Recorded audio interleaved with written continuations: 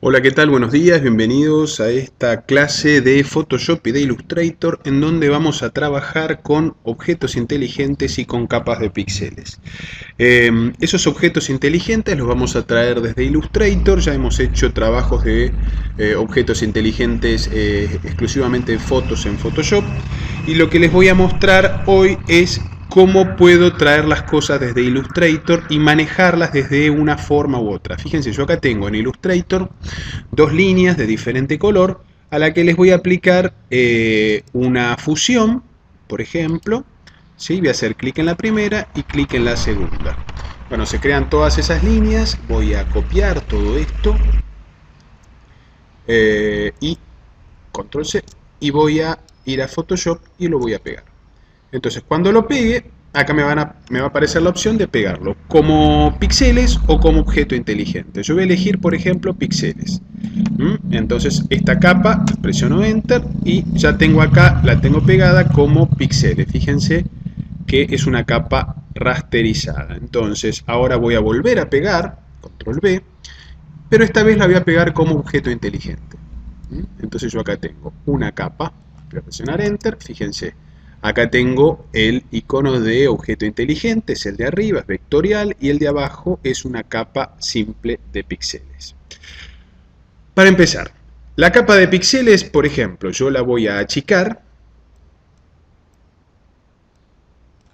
presiono Enter y la voy a volver a agrandar. Fíjense que cuando hago este proceso, ¿sí? Que puede ocurrir a lo largo de un trabajo, que uno va achicando, moviendo, modificando el tamaño de una capa. Lo que hacemos es distorsionar esa capa, es modificarla. Fíjense, voy a presionar Enter. Y lo mismo voy a hacer con la del objeto inteligente. La voy a achicar y la voy a agrandar. Bien, muy bien, entonces ahora nos vamos a acercar y vamos a ver las diferencias. Fíjense que la capa de píxeles está pixelada y la del objeto inteligente, que es vectorial, no está pixelada, ¿sí? Conserva todas sus características originales. Bueno, esta es la primera diferencia de los objetos inteligentes. Cuando nosotros tenemos una capa que modificamos, ¿sí? En el objeto inteligente, esa capa no cambia sus propiedades, sino se pixela, y la otra sí. Entonces, este sería como la primera importancia. Cuando nosotros pegamos un objeto dentro de Photoshop, tendríamos que decidir si vamos a hacer cambios de tamaños o no, o modificaciones de escalado, para mantenerla todo el tiempo que sea posible como un objeto inteligente. Vamos a ver otras diferencias. Por ejemplo, la capa, si es el objeto inteligente, yo puedo hacer doble clic y al darle OK se va a abrir un nuevo documento en Illustrator que se va a llamar objeto inteligente vectorial y que se guardará donde van los temporales. Pero acá, por ejemplo, me va a permitir, qué sé yo, seleccionar una línea y cambiarle su color.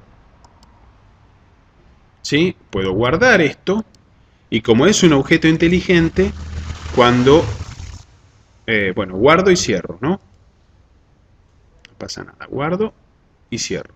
Y como es un objeto inteligente, cuando vuelva a Photoshop se va a actualizar. Entonces se sigue manteniendo esto de los objetos inteligentes, ¿no? Pero en vez de crearse un archivo PSB, acá se está generando un archivo, digamos, un archivo de Illustrator independiente del archivo original, en donde nosotros podemos editar y podemos corregir. Entonces, volvemos acá, tenemos un objeto inteligente, tenemos una capa de píxeles. Vamos a ver qué pasa con los estilos de capa. Yo a cualquiera de los dos le puedo aplicar estilos de capa. Esto no cambia mucho, pero sí la cosa cambia, por ejemplo, con los filtros. A ver, estoy en la capa de píxeles, tengo como siempre todos los filtros activos: licuar, artístico, bosquejar. Cuando nosotros aplicamos un filtro, ¿sí? Cualquiera, por ejemplo, a ver, pixelizar, semitono de color, aplicamos ese filtro, bueno, obviamente la capa se modifica, ¿sí? Salvo que yo vaya un paso para atrás Digamos que esta capa sería destructiva, termina modificando lo que era la capa original. Ahora, en el objeto inteligente, si nosotros aplicamos, fíjense, a ver, para empezar, despliego el menú, hay algunos que ya están desactivados. Licuar, punto de fuga, ¿sí? Ahí tenemos algunos filtros que están desactivados. Y si después aplicamos cualquier otro filtro, se crea, pero se crea un filtro inteligente, que aparece acá similar a los estilos de capa. Entonces, este filtro inteligente yo podría hacer doble clic y editarlo, es decir, puedo corregir esto. También lo puedo eliminar, ¿sí? Podría eliminar el filtro inteligente. Y además de eso, tiene la ventaja de incorporar una máscara. Entonces yo podría trabajar como trabajamos siempre con las máscaras. Seleccionar la máscara, tomar un pincel negro y enmascarar alguna parte para que este filtro no se aplique en toda la capa.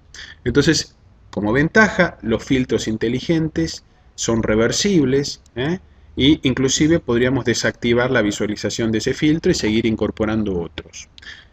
Entonces, esta es una gran ventaja con respecto a las de píxeles.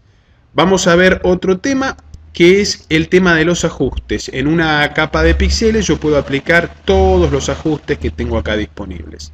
Pero los objetos inteligentes no permiten aplicar la mayoría de los ajustes y solamente pueden aplicar acá sombra, iluminaciones y algún tipo de variación de color, pero no mucho más que eso. Entonces, cuando nosotros peguemos objetos de Illustrator, por ejemplo, objetos vectoriales dentro de un archivo de Photoshop, tenemos posibilidad de, o tenemos que tener en claro en ese momento qué tipo de tratamiento le vamos a dar a nuestro objeto para decidir si conviene dejarlo como objeto inteligente o como una capa de píxeles, sabiendo cuáles son las ventajas y las desventajas de cada caso, ¿sí? Entonces acá tenemos lo que les decía recién, los filtros, los ajustes, cuándo se pueden utilizar algunos y cuándo otros. Y siempre tenemos la posibilidad de botón derecho sobre el objeto inteligente y rasterizar la capa. En este caso se rasteriza. Esperen, voy a activar el filtro, ¿sí? Y fíjense, acá está la capa con su máscara, con el filtro. Si nosotros hacemos botón derecho y rasterizamos la capa, fíjense que es como que se pixeló la capa. Y después, si por alguna razón necesito, lo puedo volver a convertir en objeto inteligente, ¿sí? Y para aplicar acá filtros inteligentes, como les dije antes. Pero ya esto ya dejó de ser vectorial, por más que acá diga que le haya quedado este nombre residual a la capa. Y si yo hago doble clic, no voy a volver a Illustrator, sino que simplemente me quedo en Photoshop con el tipo de archivo PSB, que es un objeto inteligente pero de bits. No vuelvo, el objeto dejó de ser vectorial, yo no podría corregir las curvas o algún tipo de líneas. Entonces, bueno, esa sería la única desventaja, ¿no? Que si yo algo vectorial lo rasterizo, no podría volver a convertirlo en vectorial y ir de vuelta para el lado de Illustrator.